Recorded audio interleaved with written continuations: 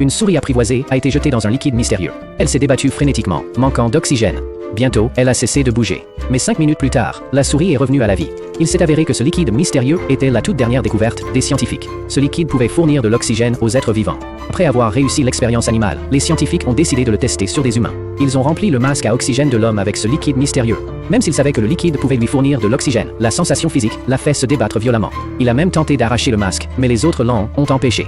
Après un moment d'adaptation, Bud a fini par surmonter sa peur et a pu respirer normalement. Plus tard, il a enfilé une combinaison spéciale et a plongé à des milliers de mètres de profondeur jusqu'au fond de l'océan. À mesure qu'il descendait, la pression de l'eau augmentait sans cesse.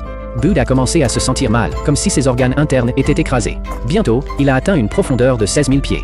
À ce stade, la pression immense de l'eau a endommagé son matériel d'éclairage. Il a continué à plonger, même à la limite de l'inconscience. Très vite, il a battu sans difficulté le record mondial de plongée. Mais alors que tout le monde lui demandait de remonter, Bud n'avait presque plus d'oxygène. Après avoir dit adieu à tous pour toujours, il a accepté calmement l'arrivée de la mort.